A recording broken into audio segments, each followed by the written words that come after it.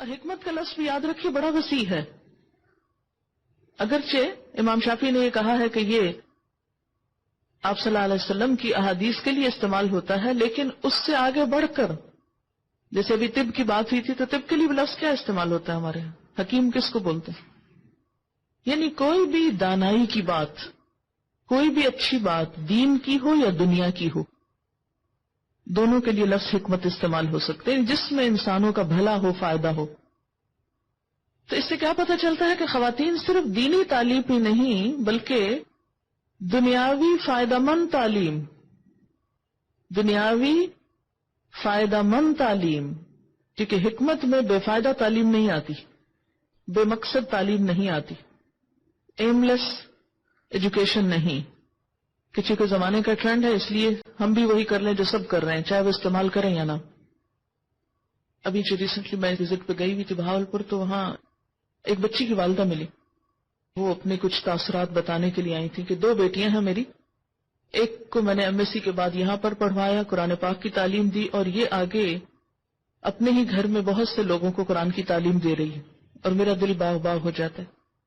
کہتی دوسری بچی کو میں نے ڈاکٹر بنایا، اس نے میڈیکل کالج میں ٹاپ کیا، بہت بریلینٹ بچی تھی میری، لیکن اس کے سسرال والے اس کو کام نہیں کرنے دیتے. تو وہ اپنے طور پر سب کو نصیحت کر رہی تھی کہ بیٹیوں کو کچھ نہ کچھ دین کی تعلیم ضرور دو، کہ اور کچھ نہیں تو بچوں کو تو سکھا سکیں.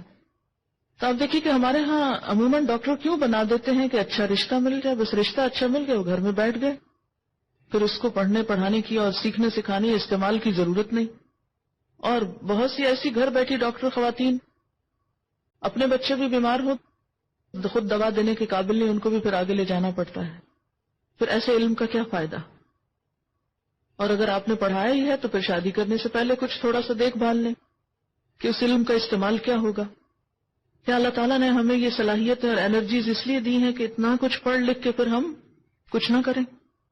یعنی ٹھیک ہے اگر آپ باہر نہیں جا سکتے اور عورت کا اصل مقام گھر اگر آپ سمجھتے ہیں، تو بھی یہ تو نہیں کہا گیا کہ آپ اپنے وقت کا کچھ حصہ نکال کر خدمت خلق کے لیے نہ استعمال کریں. یعنی اسلام عورت پہ کوئی بین نہیں لگاتا کہ وہ کام کر نہیں سکتی. ہاں یہ الگ بات ہے کہ اس کی پہلی ذمہ داری اور پرائرٹی اس کا گھر ہے، لیکن جو ہنر اور جو علم اور جو فن اور جو انسان کو اللہ تعالیٰ نے کسی بھی قسم کا کوئی طریقہ عطا کیا ہے، تو اس میں حسب ضرورت ٹیلنٹ کے اظہار یا استعمال کے طور پر اس کو حدود کے اندر رہتے، یہ نہیں کہ آپ کام کرتے ہوئے اللہ کی ساری حدود توڑ دیں. اور پھر بہتر سے بہتر کام ایسا ہو کہ جس میں صرف دنیا نہیں، کیونکہ ہم نے دنیا میں نہیں رہنا، دنیا کے ساتھ دین کا بھی فائدہ ہو. کوئی بھی آپ کام کریں، یعنی اس سے عورت کے کام کرنے کے جو حدود ہیں وہ واضح ہوتی ہیں. پہلی بات یہ کہ عورت کا دائرہ کار، اس کی ذمہ داری اس کے گھر میں ہے. جب تک وہ پوری نہیں ہوگی باقی چیزیں نہیں دیکھی جائیں گی، یہ فرائض میں ہے. تو بالکل ایسے ہے نا کہ جیسے نماز میں کچھ فرائض ہیں، فرائض پورے ہو گئے تو پھر سنت و نفل کی بڑی ویلیو ہے، لیکن جس کے فرائض ہی پورے نہیں ہوئے تو اس کی سنت نفل کہاں جائیں گے، وہ کہاں کاؤنٹ ہوں گے، ضائع نہیں ہوں گے. اس سے پہلے فرائض پورے کیے جائیں گے. یعنی یہ سنت نفل جو ساتھ لگے ہوئے ہیں یہ فرض کی تلافی کے لیے، کیونکہ فرض تو فرض ہے، اس کے بارے میں تو پوچھ ہوگی. تو جس نے فرض نہیں پڑھے تو سنت نفل ملا کر اس کے فرض پورے کر دیے جائیں گے. تو پہلا حساب جو ہے وہ کس کا ہوگا؟ فرض کا. تو عورت کے فرائض میں کیا ہے؟ پہلا فرض اس کے اپنے گھر کی ذمہ داری. مثلا سورۃ النساء میں آپ پڑھ چکے ہیں، فالصالحات قانتات، نیک عورتیں شوہر کی فرمانبردار ہوتی ہیں، شوہر کی بات ماننا، بچوں کی تربیت کرنا، گھر کا انتظام کرنا، یہ تو ایک ذمہ داری ہے ہی. لیکن آج کل الحمدللہ اتنی سہولتیں آ چکی ہیں کہ بہت سے آپ کے کام مشینوں نے آسان کر دی. اور اگر آپ اپنی زندگی کو تھوڑا سا سادہ بنا لیں، بہت زیادہ ایسی چیزوں میں وقت نہ لگائیں، تو آپ دیکھیں گے کہ دن کا ایک بڑا حصہ کچھ نہ کچھ کسی اچھی سرگرمی کے لیے بھی نکل آتا ہے. ہاں آپ اپنے گھر میں کوئی ایسا سلسلہ شروع کر دیں کہ جس سے دوسروں کو فائدہ ہو، کوئی مشورہ سینٹر کھول لیں، کوئی لوگوں کے جھگڑے سلجھانے کے لیے، ان کی خوابوں کی تعبیر بتانے کے لیے، ان کی غم دکھ دور کرنے کے لیے صرف بیٹھ کے سنا کریں لوگ کیا کہتے ہیں، تاکہ ان کے دکھ دور ہوں، وہ آپ سے شیئر کر سکے. میری ایک اسٹوڈنٹ تھی، اس نے MSc سائیکالوجی کی تو بہت اس کے اندر اللہ نے ٹیلنٹ رکھا تھا کہ وہ لوگوں کو بہت اچھے مشورے دیتی تھی. میرے پاس ایک کہنے لگی اب میں نے کورس کر لیا، مجھے بتائیں میں کیا کروں.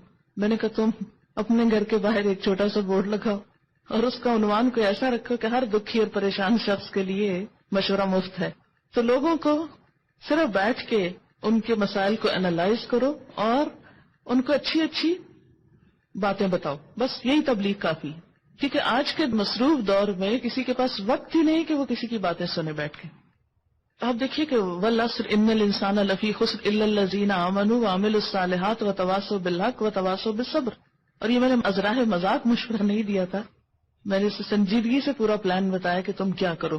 کیونکہ قسم ہے زمانے کی انسان خسارے میں، جب تک ایمان نہ لائے، نیک کام نہ کرے، ایک دوسرے کو حق کی تلقین نہ کرے اور ایک دوسرے کو صبر کی تلقین نہ کرے. تو یہ جو ایک دوسرے کو صبر کی تلقین کرنا ہے نا، ایک عورت بیچاری پٹ کے آئی ہے، گھر سے زخم کھا کے آئی ہے، تو کوئی بھی اس کو سنبھالنے کو تیار نہیں، آخر کوئی تو ہو. خیر اس نے کچھ کام شروع کیا اور الحمدللہ بہت سارے لوگوں کو اس نے، عمر میں تو اتنی بڑی نہیں تھی لیکن یہ کہ بڑی بڑی خواتین کو اس نے بہت اچھی طرح مشورے دیے. تو اللہ نے ہر ایک کو کوئی ٹیلنٹ، کوئی علم، جو بھی پچھلی ایجوکیشن ہے آپ کی، دین آپ کو یہ نہیں سکھاتا کہ آپ اس کو ضائع کر دیں یا آپ اس کا استعمال نہ کریں. ہاں یہ ضرور سوچیں کہ اس میں آپ دنیا کے ساتھ آخرت کا کیا فائدہ نکال سکتے ہیں، کیونکہ ہماری منزل آخرت ہے، دنیا نہیں ہے کہ ہم کوئی کام صرف دنیا کمانے کے چکر میں خواری کرتے رہیں اور اتنا اس میں آگے بڑھ جائیں کہ آخرت برباد ہو جائے، اپنی اصل ذمہ داریاں بھی. پھر اسی طرح آپ دیکھیں کہ ہر شخص کی صلاحیت مختلف ہے، ہر شخص کی صلاحیت مختلف ہے. کچھ خواتین ٹیلنٹڈ بھی ہوتی ہیں اور جسمانی صحت بھی اچھی ہے اور گھر کو بھی اچھی طرح سنبھال کے باہر کو بھی دیکھ سکتی ہیں یا کوئی ایکسٹرا کام بھی کر سکتی. بعض خواتین اور خصوصاً شادی کے ابتدائی دنوں میں جب گھر سنبھالنا نہیں آ رہا ہوتا اور ایڈجسٹمنٹ مشکل ہو رہی ہوتی ہے تو اس وقت میں کام کرنا یا کوئی بھی ایسا اور سلسلہ شروع کرنا عموماً ریکمینڈیبل نہیں، کیونکہ ایسا بوجھ انسان اپنے اوپر نہ ڈالے کہ جس کو وہ اٹھا نہ سکے. اور ہر شخص اپنے بارے میں خود زیادہ بہتر جانتے، یعنی اس کے بارے میں اگر آپ مجھ سے فتویٰ لینے آئیں کہ جی عورت کو کام کرنا چاہیے یا نہیں تو میرے پاس کوئی جواب نہیں اس کا، یا میں اس کے اوپر کچھ کمنٹ نہیں کروں گی. کیوں کہ یہ انڈیویجولز پر ڈیپینڈ کرتا ہے. فرض اس کا پہلا تو گھر ہے، اس کو تو وہ اگنور نہیں کر سکتے، اس کے بارے میں تو پوچھ ہوگی، حساب ہوگا اور اس کو اس کا جواب دہی کرنی ہوگی. باقی سنت نفل کیا ہے، مستحب کیا ہے، یہ ہر شخص کی اپنے ٹیلنٹ، ہنر اور اس پر ڈیپینڈ کرتا ہے. تیسری چیز یہ کہ کوئی بھی کام کرتے ہوئے جو گھر سے باہر کا ہو، عورت ان تمام ذمہ داریوں کو پورا کرے جو شریعت نے اس کے حجاب اور ستر کے معاملے میں اس پر لگائی ہیں. ان کو وائلیٹ کر کے کوئی کام کرنا یہ پسندیدہ نہیں، یہ عبادت نہیں، اس میں کوئی بھلائی نہیں. پھر ایسی جگہوں پہ مت جائیں جہاں ایمان کو خطرہ ہو، ایسی جگہوں پہ مت جائیں کہ جہاں آپ کے دین کو نقصان ہو، ایسی جگہوں پہ مت جائیں کہ جہاں آپ دنیا بناتے بناتے آخرت برباد کر کے بیٹھ جائیں. جہاں سمجھے کہ پھسلنے لگے ہیں پیچھے ہی آ جائیں. جیسے آپ کسی بھی سڑک پہ چل رہے ہیں، آپ دیکھتے کچا رستہ ہے، کیچڑ آ گیا تو آپ کیا کرتے ہیں؟ گریں گے اس میں تو کہے کودتے ہیں، کوئی بات نہیں، پھر جہاں بھی لگ گئے نہیں، پیچھے ہٹ جائیں گے. تو جس جگہ پر آپ دیکھیں کہ نہیں ایمان کا لیول ڈاؤن جا رہا ہے اور یہ کام میری آخرت کو برباد کرنے والا ہے اور میری اسپرچل سیٹسفیکشن ہے اور انریچمنٹ ہے اور اپلفٹ ہے اس کو ختم کرنے والا ہے، اس کام سے باز آ جائیں. ہمیں کسی بھی قیمت پر دنیا کے بڑے سے بڑے نفع پر اپنی آخرت کو قربان نہیں کرنا، نیور، کسی قیمت پہ نہیں. اور یہ سب کچھ کس لیے کریں گے؟ آخرت کے لیے کریں گے، اس کو بنانے کے لیے کریں گے. کسی کی خدمت، کسی کو مشورہ دینا، کسی کے غم دکھ سننا، کسی کی تیمارداری کرنا. لیکن یہ نیکی کے کام کون کر سکتا ہے؟ وہی جس کے دل میں سچی تڑپ ہو اللہ کو راضی کرنے کی. وہ کوئی بھی بہانے ڈھونڈ لیتا ہے پھر نیکی کمانے کے. وہ صرف اس انتظار میں نہیں رہتا کہ میرا قرآن پورا ہو جائے تو میں عالمہ کہلواؤں اور پھر مسند علم پہ بیٹھ جاؤں اور تقریریں فرمایا کروں. نیکی صرف یہ نہیں ہے، یہ تو صرف موٹیویٹ کرنے کا ایک بہانہ ہے. جب بہت سے لوگ یہ کرنے لگ جائیں تو بس ٹھیک ہے. تو پھر ازواج مطہرات کو کیا رول دیا گیا؟ وَاذْكُرْنَ مَا يُتْلَى فِي بُيُوتِكُنَّ مِنْ آیَاتِ اللَّهِ وَالْحِکْمَةِ، یہ آیت تو چند لفظوں کی ہے لیکن بڑے گہرے معنی رکھتی ہے. تمہارا کام صرف کھانا پکانا نہیں، صرف کپڑے بنانا نہیں، صرف شادیاں اٹینڈ کرنا نہیں، صرف زیور کی تلاش میں پھرنا نہیں، بلکہ وَاذْكُرْنَ مَا يُتْلَى فِي بُيُوتِكُنَّ بھی ہے. انٹلیکچوئل ایکٹیویٹی بھی عورت کی ذمہ داری ہے. ہماری بہت سی اکثریت چاہے دنیا دار ہو یا دیندار، اس میں عورت کی کسی انٹلیکچوئل ایکٹیویٹی کا کوئی خانہ ہے ہی نہیں. وہ سمجھتے ہیں یہ عورت کا کام ہی نہیں، عورت کو بے وقوف ہے، عورت تو کمتر درجے کی مخلوق ہے، لہٰذا اس کا کیا کام کہ وہ پڑھے پڑھائے. وہ قرآن پڑھے گی، وہ قرآن پڑھائے گی، وہ کتابیں پڑھے گی، وہ تو بہک جائے گی اور بہکا دے گی لوگوں کو. تو ازواج مطہرات رول ماڈل ہیں. جب انہوں نے یہ کام کیا تو پھر ہمارے لیے بھی اس میں سبق ہے. انہوں نے بڑی اچھی بات کی، کہتے کہ ان آیات کو پڑھ کر پہلی دفعہ یہ احساس ہوا ہے کہ عورت کا دائرہ کار اور مقام کتنا بلند اور وسیع ہے. دور جاہلیت کی جہاں بات تھی کہ لا تبرجن تبرج الجاہلیت الاولی، تو دور جاہلیت میں عورت کو ایک سیکس آبجیکٹ سمجھا جاتا تھا.